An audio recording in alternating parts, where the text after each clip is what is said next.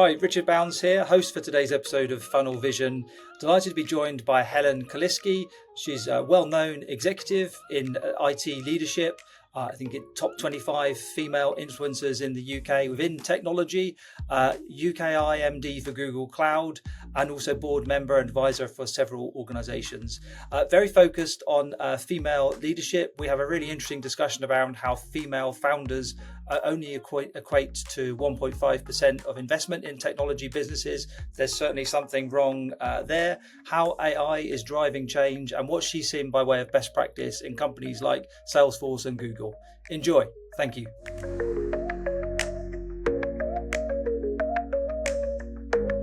Yeah, hi Helen. How are you this morning?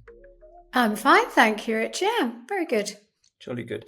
And nice to be speaking to you through the power of podcast. And welcome to this episode of Funnel Vision, the new podcast that we're launching with the support of Curvo, but focused on all things sales leadership, and particularly modern selling and kind of the impact of AI.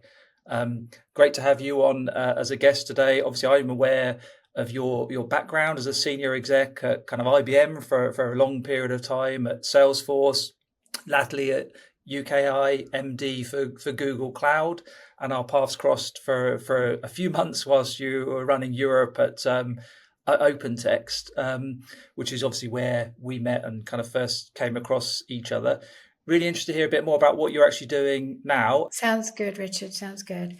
So what am I up to now? So I'm on the board of a couple of companies in an advisory capacity. So that's all very interesting, rather than being the executive and executing on for a business, now advising on a business. Yep. Involved in angel investing, which is very close to my heart, with a particular aim to help female founders. So unbeknown to lots of people, I'm sure, only 1.3% of investment money goes to female founded businesses. So looking to see how I can help really change that and drive that percentage up. So I appreciate, sorry, I'm diving in there. Why is that so low? Because 1.3% is way less than I would have expected. I think that's a very good question, Richard. It's a very good question. So, I mean, there are fewer female founders, but 1.3% is just not acceptable, especially when you actually dive into the detail and the data. You can see that actually female founders are often more successful. Right. So yeah, lots needs to change, and we need to see how we can trailblaze to make a difference there. Other things I'm doing, I'm also trying to get fitter, because I'm going to do the Great North Run in September. And for my sins, I'm trying to pass grade 7 piano this year. So nice. Which is the harder, the running or the piano? I think the piano is harder, to be honest. Yeah, I think that would be for me as well. I'm tone deaf, but I might change my mind after I've done the half marathon. Okay, no, cool. And just going back a tiny bit on the female drive within technology, what needs to change? What kind of changes are people looking to make to improve that 1.3% that you see? Well, I'm a member of a syndicate called Angel Academy, for instance, which is a syndicate which only looks at investing in female founders. So it's kind of a positive discrimination thing, if you like, but we need more of that to really tip the balance the way of female founders and make them feel supported, right? So lots more of that, really. That's what we need. Excellent. Okay. And could you walk us through some of the kind of key highlights or milestones of your career? I know I touched on it, but was quite quick. I think the first thing I'd say was coming into sales and being given a sales management or sales leadership role. So, the key thing was someone placing a bet on me. That was a good start. Yeah. And then actually being given a business to run. So having proved myself in sales, being given a business to run. which then becomes much more dynamic and varied. And that was lots of fun and, huge learning experience. And then I think finally, if I was to pick three, which I will do, it's leaving IBM. It's going out into the not that IBM isn't in the big wide world, but going out into a wider world, Yeah. and continuing my career there. How long were you at IBM, roughly, may I ask? Or do you want to skip that? I was there for 30 years. Well, okay. Yeah, that is a long time. Longer than Gary Lineker on Match of the Day. So Yes, my long claim time. to fame. Yeah. Oh, well, okay. And obviously lots of things have changed during my career and your career. What are the biggest changes that you're seeing in particularly around sales and sales leadership at the moment?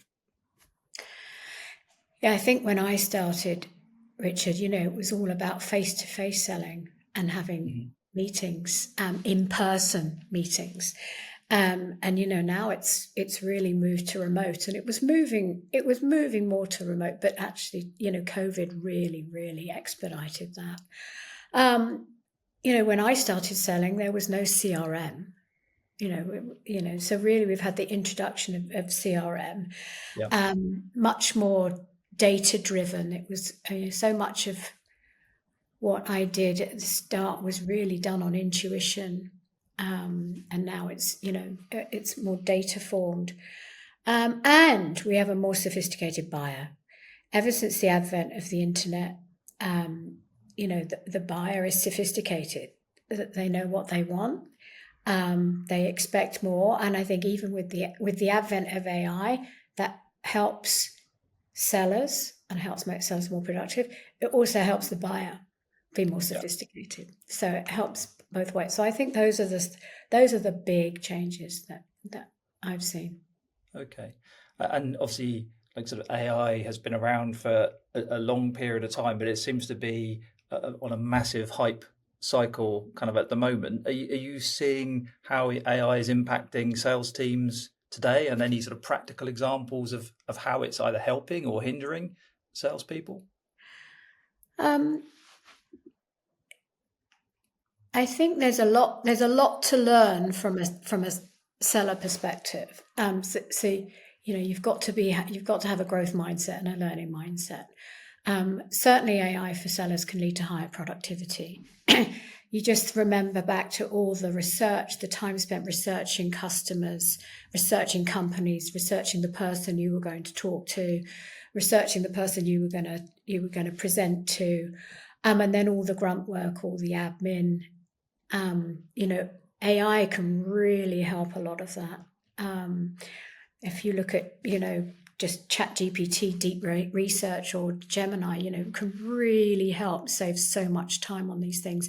And also difficult emails, or complicated emails. And, AI can really help with that. And so just free up time.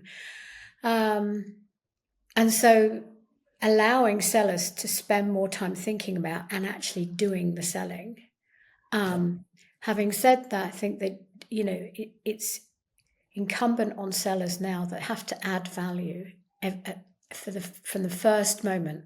They have to be adding value and showing they're adding value to their sophisticated buyer. Yeah. So in the same way that you think buyers are kind of more sophisticated and educated, AI is supporting and driving sellers to hopefully be similarly better educated and work more deeply researched and things like that. Yeah. Yes. Absolutely right. And the productivity side. Is there kind of any particular examples of AI that you've seen implemented or working in practice that have like left you super impressed that or doing something quite different as well? Or I think AI helping with presentations, put a presentation together rather than you spend hours trying to, manage Microsoft tools or Google tools. AI can do that for you. The insight that it can come back with in terms of, if you give it an annual report to analyze, and you can ask it, analyze its annual report and come back with a summary on X, Y, and Z in less than 500 words, it will do that for you. I mean, it's just absolutely, it's so powerful as a tool. And that means you can get to know your customer better, and you can better hone your messages and your questions. And of course, your buyer is expecting that too, because they want hyper personalization, right? Yeah. So the power of AI, it's extraordinary. Yeah. And just a matter of interest, do you see like the standard toolkit? Because obviously you spent some time with Salesforce. Obviously, the standard toolkit would include, as you said a moment ago, the CRM, but also maybe that's LinkedIn, Sales Navigator, and other, maybe market and customer research tooling, etc. But what's the kind of standard AE toolkit look like for you now? Well, I think you've got AI infused CRM. So if it's Salesforce, it's Einstein One, right? Okay. You mentioned LinkedIn Sales Navigator. You've got Gemini, ChatGPT, absolutely. Copilot, absolutely. These sorts of things are necessary. Things like Calendly, which Yes. help you schedule meetings without emailing back and forth. You've got Zoom and Teams and Google Meet, of course, which goes without saying. But then you've got new products, up and coming products such as Curvo AI, which is really your friendly bot, which will help coach you as you are selling. Because the beauty of that is because we've moved so much to digital sales and talking as we are on a video. Yeah. You've got these other tools that come to the fore to really help you hone your sales skills. Yes. Okay. So it's going beyond sort of the productivity and the research, but started to kind of creep into performance improvement and things of that ilk, you see, yeah? Yeah, because, we all have our top 20% sellers. If we could make that a top 80% sellers by using tools such as this, then everyone benefits, right? Yes. You get more Yeah. business. Yeah. And how do you see that sort of technology or any AI technology kind of impacting sales? How do you feel the role of a salesperson will change over the next few years? I think sellers will have less admin to do. I think they'll be pleased about that, a lot of them, won't they? So, yeah. I think they will enjoy getting almost like going back a little bit and going back into relationship building, strategic deal navigation, things like building empathy and trust, the nuance of complex negotiations. I sometimes think of AI as, rather than artificial intelligence, it's almost augmented intelligence, really being able to do these things that require thought, require a person rather than completing forms Yeah. and forecasts. Okay, yeah. So I like that analogy. So augmented intelligence sat beside the seller or on their shoulder, doing some of the grunt or more mundane tasks, making presumably from a management perspective, information more consistent and so on across an organisation as well. So there's quite a big upside there. And then the AEs focusing more on kind of strategic, complex selling and negotiations. Do you think how, say, like customer services and how AI has kind of impacted some of that? Do you think that some sales jobs will be lost or impacted by AI, particularly kind of at the lower end? Or I love this question. yeah, I think some jobs will be more automated, like cross-selling and upselling. We've all been asked to do that, and yeah, and I think that will become more automated over time. I think as a salesperson, you have to embrace AI and make the most of it, but and think about how your customer might be using it as well as how you're going to be using it. But you need to make the most of it because it's so powerful. But I think, as I said, I think it will drive augmented intelligence for the seller. I think it will change their job. I think that it will make the job more about, they'll have more time to do more selling. yeah. And I think that's a good thing. Okay.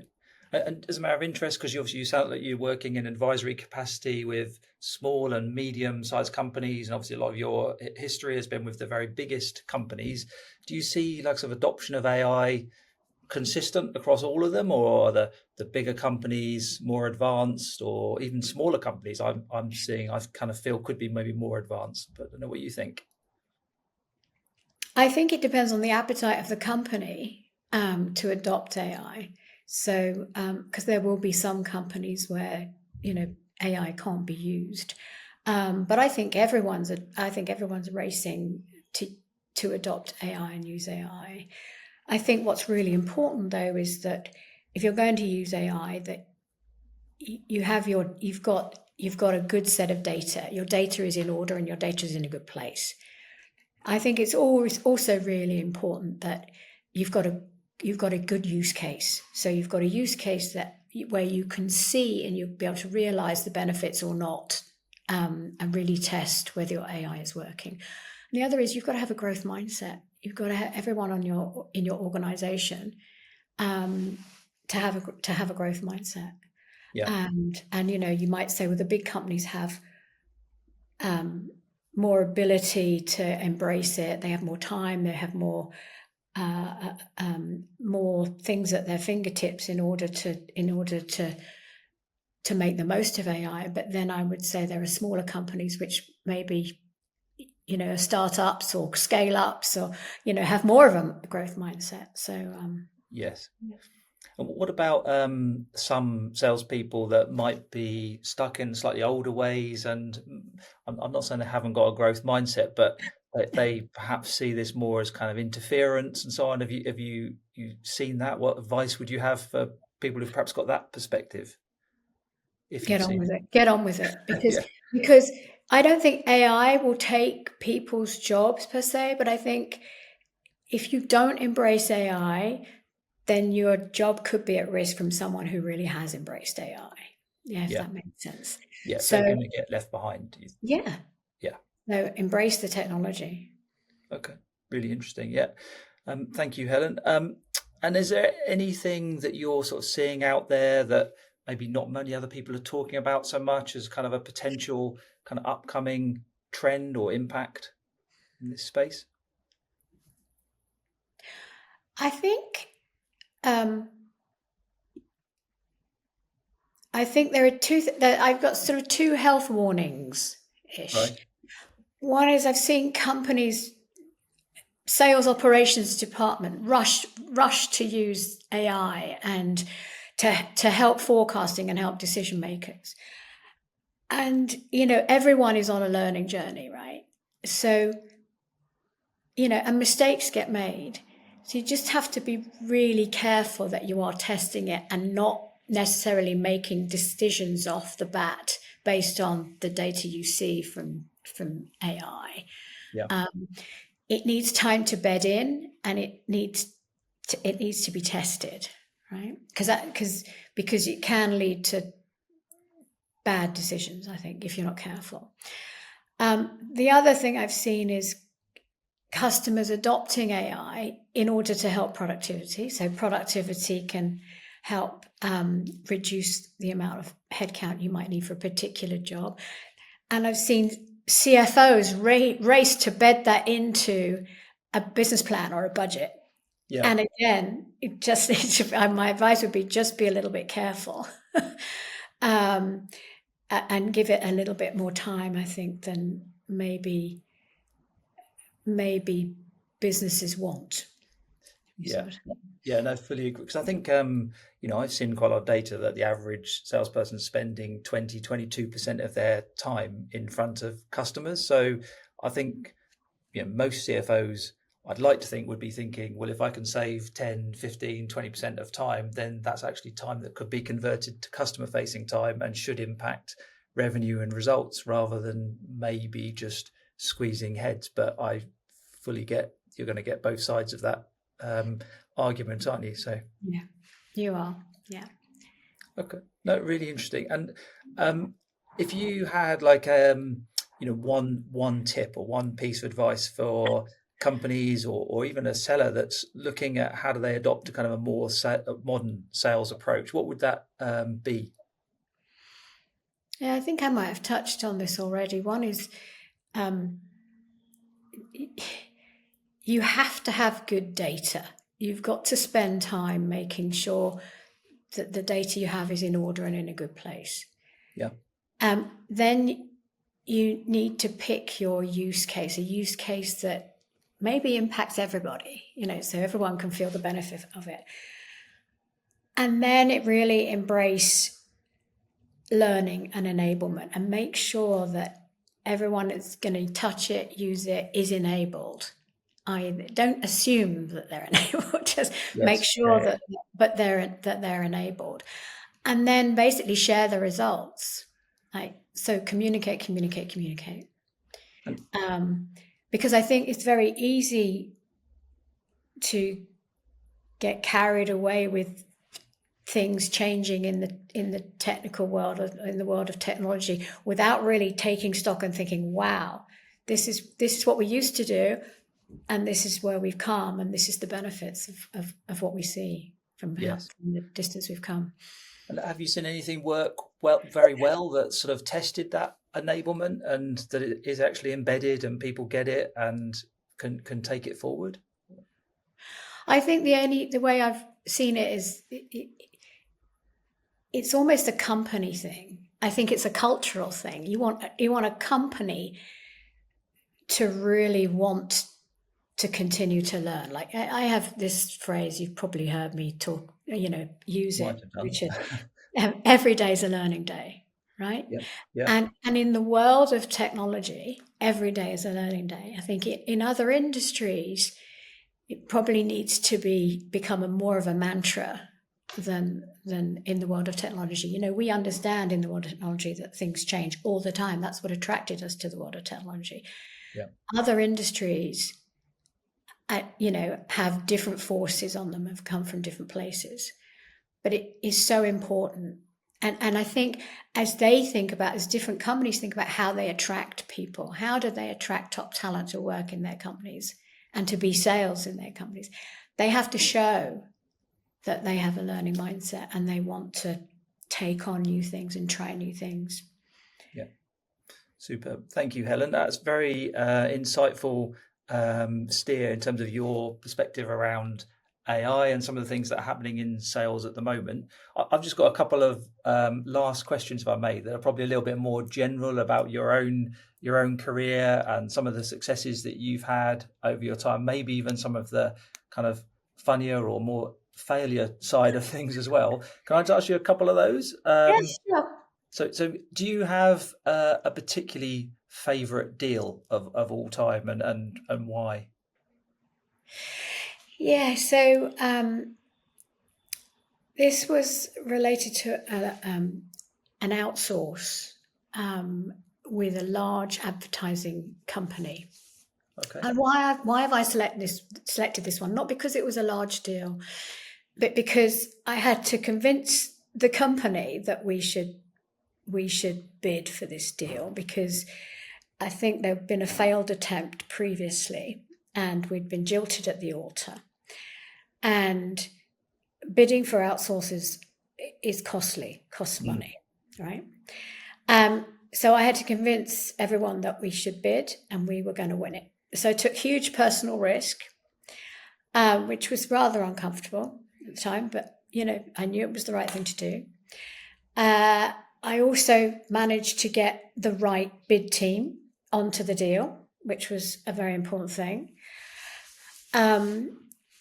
I had a fantastic salesperson who'd been on the account for 10 years, who'd wanted to come off the account, and I'd said there was no way he was coming off the account because this was it. We were going to win. We listened very carefully to the CEO and the CFO and the CIO and others. And the client, the sales leader had a fantastic relationship with the customer. It was textbook in that all levels of the customer were covered.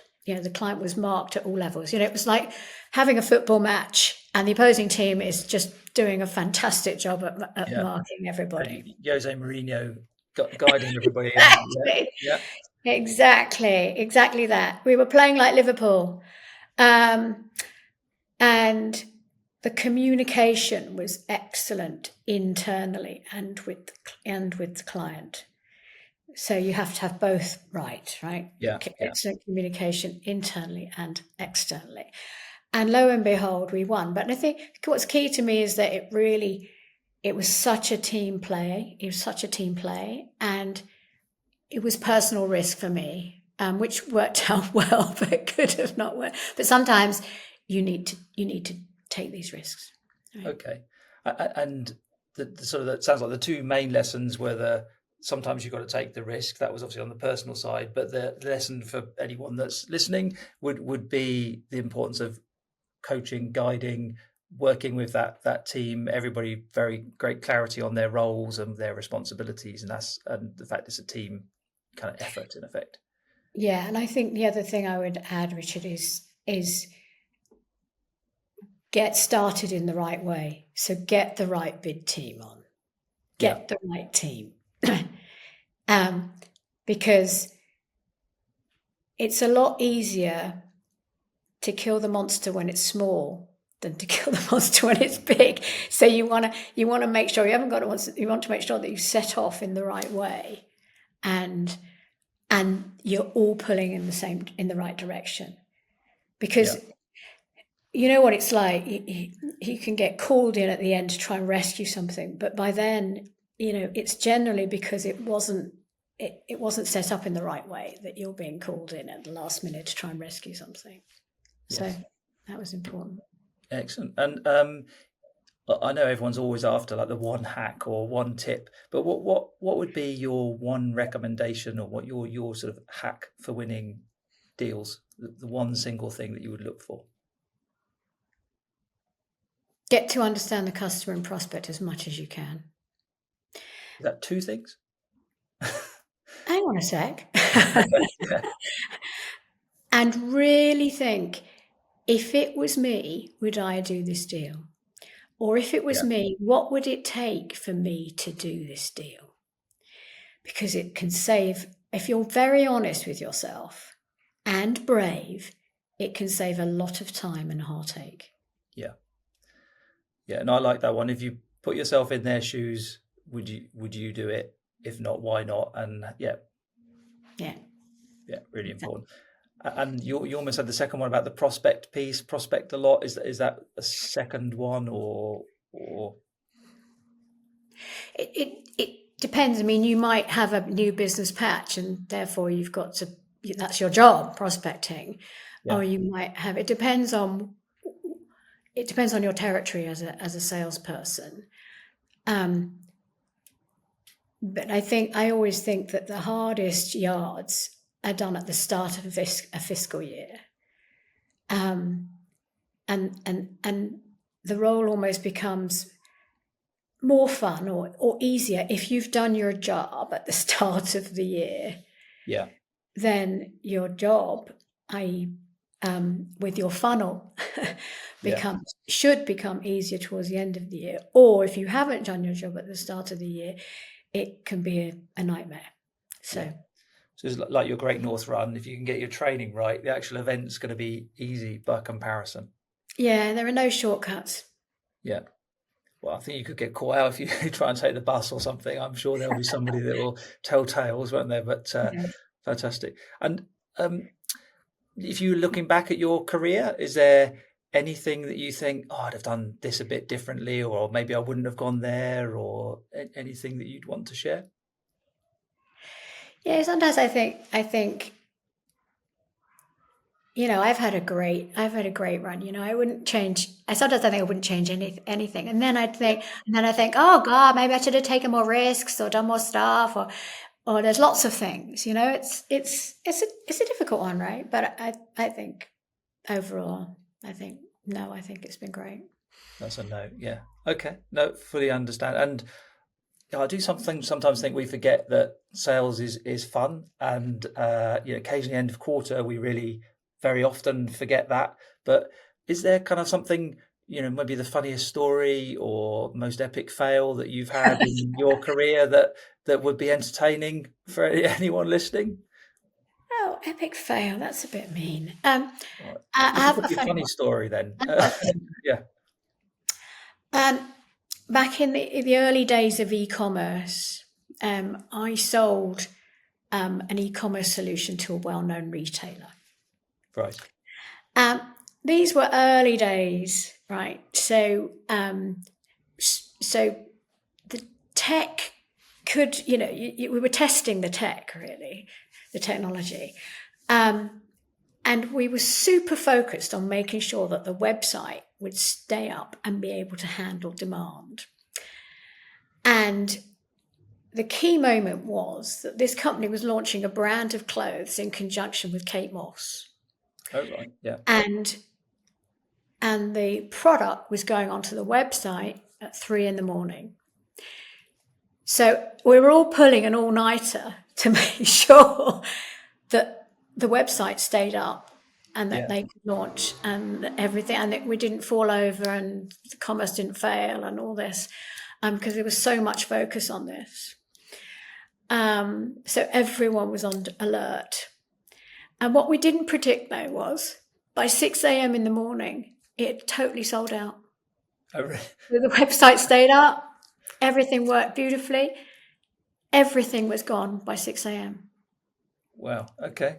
So was that considered like a massive success? Because everything was gone, I Well, guess. I think it was a massive success from our perspective. From my perspective, it was a massive success. I think for the retailer, it was like, hang on a minute, we underestimated the demand here. Yeah, so they left money on the table, I think they would have thought. But the tech really proved itself. Nice. Roughly when was that? Just. No, it's too many years ago, Richard, for me to want to remember. Okay, yeah, okay. Right, would say it's more than 5. So that's more than 5. Yes, definitely. more than 5. But definitely more than 5. Okay. Fantastic, Helen. Thank you very much for being our guest here with Funnel Vision today. I thought it'd be an interesting conversation. It really was. Thank you very much indeed for your time. Thank you. My pleasure. Thanks. Speak to you soon. Thanks. Bye-bye. Bye. We really hope that you've enjoyed the discussion. You can find us at curvo.ai, connect with me or Leo on LinkedIn, and we'd love to hear your insights and perspective on how you found the discussion or even your own fresh thinking on the topic. We're also looking out for future guests as well. So please get in touch and we look forward to hearing from you. Thank you. Goodbye.